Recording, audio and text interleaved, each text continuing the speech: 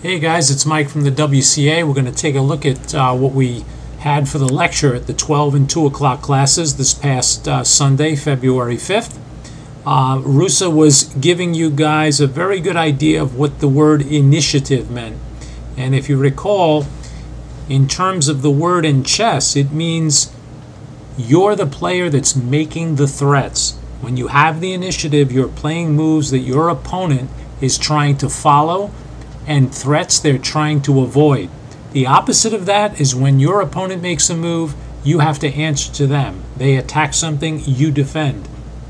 Basically, you don't get to do what you want. You pretty much have to stop your opponent's threats. So this was a great game to learn from, especially if you're studying initiative. If you look at the starting position here from the middle of the game, it's obvious that white is down 2 pawns. So the first thing you should look at is always material. So 2 pawns for what in return? Well, closer examination, you see some big differences in piece placement. Look at the white pieces. The bishop on c1 is not developed, but in one move it's out. Compare it to the bishop on d7, the light squared bishop, and you'll see that it doesn't have that much opportunity to create any threats.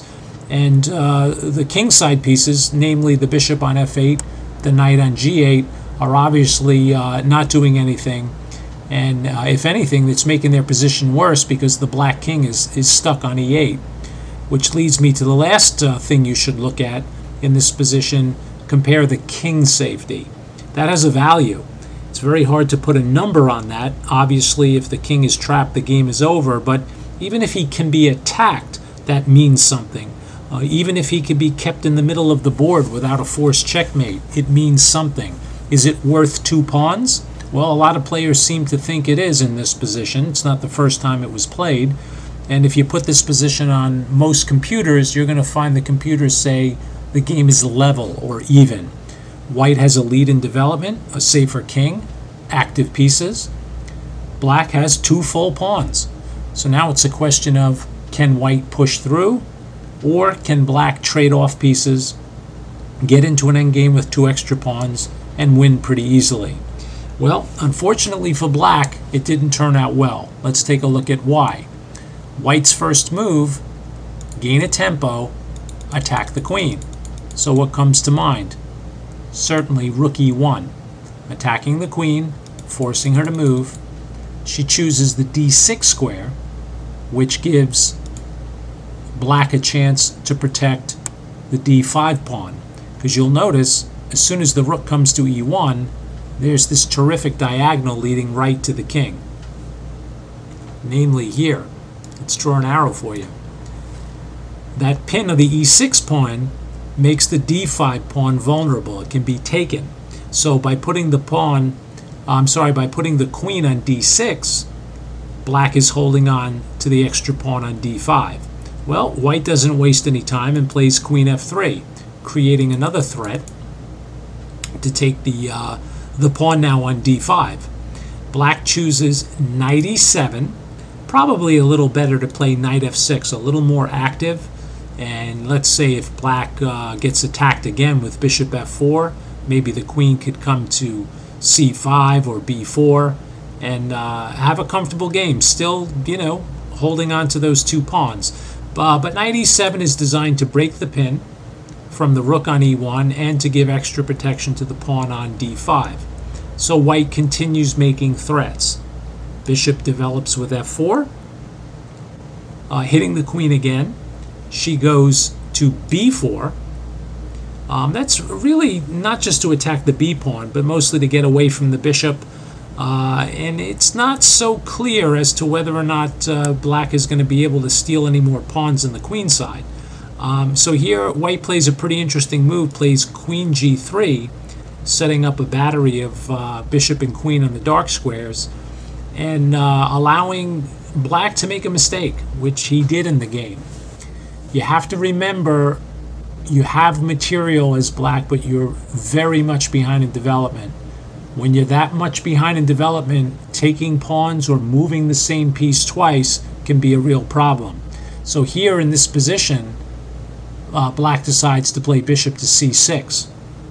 covering up the diagonal, kind of making the pawns more solid on the queen side.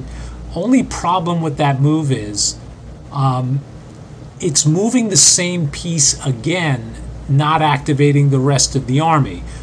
Perhaps black is thinking about castling queenside someday, and maybe the bishop can be used to close the c-file. Not really clear why, but let's compare that with a move like rook c8, which introduces another piece into the game. And if white follows through with the plan of bishop d6, chasing away the queen, now when she takes on b2, say knight to b5, threatening a check on c7, black can play knight f5, hitting the queen. And all of a sudden, if you look carefully at black's position, all of the pieces are beginning to work. Look at the two dark square bishops pointing out from f8 to d6. With one more move with the dark squared bishop for black, they can castle. There's lots of action now. Black is fighting back. The c-file is open and in their control. The knight on f5 is attacking the queen on g3. It seems to be a lot of life in the position for black. And if you put this on a computer, sure enough, the computer seems to like black here. But the move that was played after bishop to c6, when you glance up at the top of the board, that bishop on f8 sitting next to the king is beginning to give black headaches. That king is getting closer and closer to being stuck in the center, which, as you know from the lecture, is what happened in the game. Okay, so to keep the initiative, white plays bishop to d6, hitting the queen, pretty much forcing her to take on b2. I mean, where else to go? Maybe b6. But at this point, black says, I have to move her anyway. Why not take another pawn? And here, black gets hit with knight b5. No reason to panic. Perhaps they could have played knight f5 to attack the queen again. But black decides to start trading off. Now, it looks like after bishop takes b5 that black has just won a free piece. The problem is white had this nice in-between move, rook a to b1, which is going to skewer the queen, picking up the material on b5. So again, black is faced with the unpleasant choice of moving the queen, so why not grab another pawn? Well, count them up. Black, 7 pawns.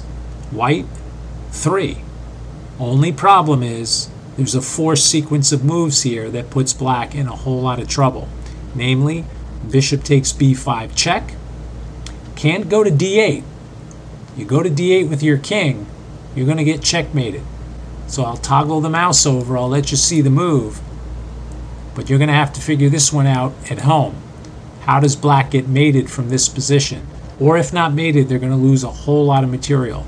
So after the check, black blocks with knight c6.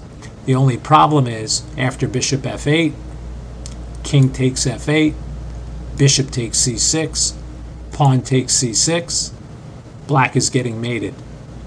Even though they have those extra pawns, the queen penetrates to d6. You should all know why the king can't go to g8. Just look at the b8 square and you'll see the back rank mate. So black was forced to e8, and after rook to b7, black resigns. No way of stopping mate on e7. Short game, very important lesson. Keep the initiative, keep the pieces moving. When you're on the other side of that coin, you have the extra material. Do your best to get your pieces in play, even if that means giving back a pawn. Get the pieces out, get the king safe, fight your way into the endgame. All right, guys, good job. We'll see you next Sunday.